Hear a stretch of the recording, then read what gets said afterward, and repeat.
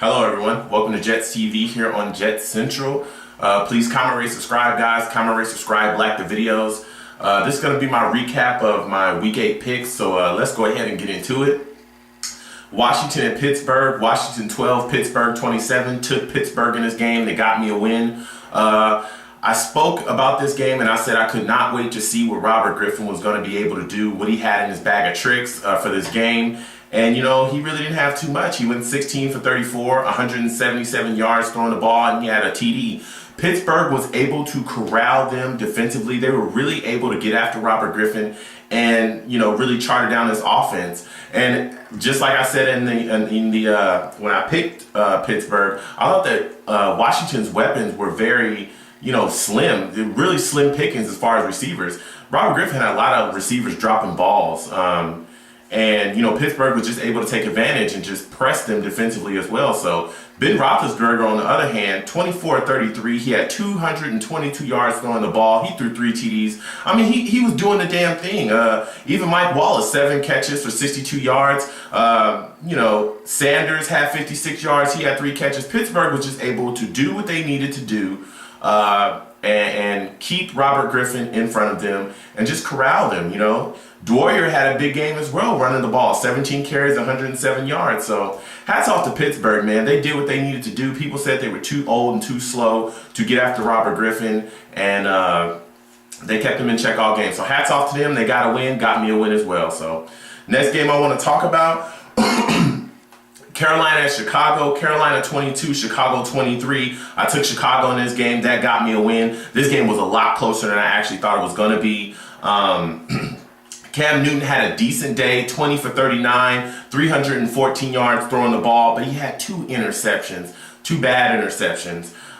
Jay Cutler, 19 to 28, 186 yards. He had a TD. He also had a bad interception as well. Brandon Marshall had a pretty big day, 9 catches, 98 yards. You know, Steve Smith had a big day for Carolina as well. He had 7 catches for 118 yards. It really just came down to a field goal. Robbie Gould was able to come out and kick the 41-yard field goal to help Chicago win the game.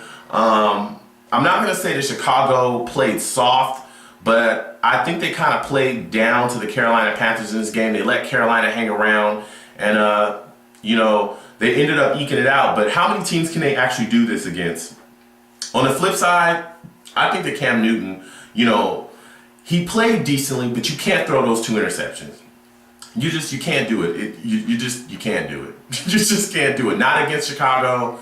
And that's just not going to help you win games if you turn the ball over. So, you know, hats off to Chicago. They got themselves a win, got me a win as well. Next game I want to talk about, San Diego at Cleveland. San Diego 6, Cleveland 7. I took Cleveland in this game. I got so many messages about it. People laughed. Haha, who's laughing now? Cleveland won, got me a win. This was not a great game to watch. Let me tell you, it really, really wasn't. It wasn't a great game to watch. But I tell you what, Cleveland did just enough in this game to win the game. Game MVP for Cleveland, Richardson, the running back, 24 carries. He had 122 yards, and he had the only TD of the game.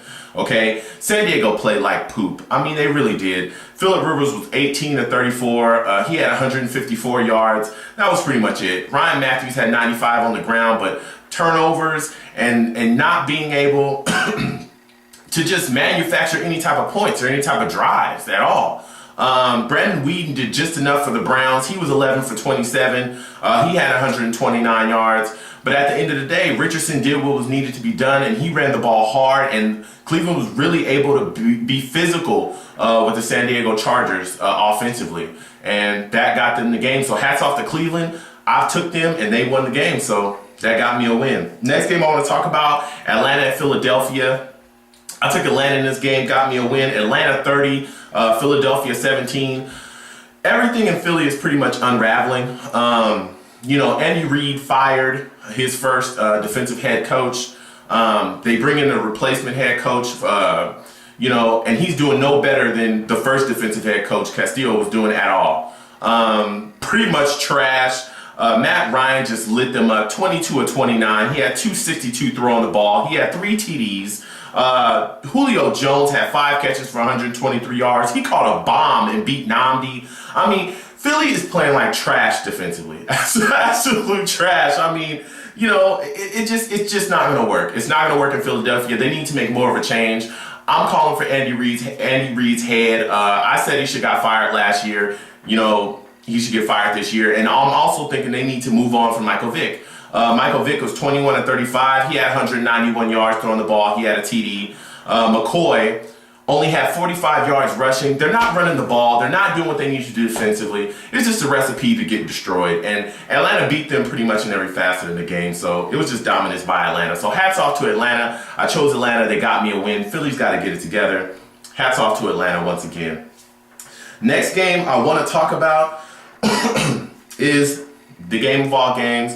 New York Jets versus Miami. Miami 30, New York Jets 9. This game was ridiculous. Absolutely ridiculous. Like, it was, there's no ifs, ands, or buts about it. The Miami Dolphins, hats off to them. They won the game. They beat us in every single facet of the game. We looked crazy. I can start off by the fact that our special teams was trash. They blocked our punt, they blocked one of our field goals, and they were able to kick it onside and recover it. I mean, they beat us in every facet of special teams you could possibly think of.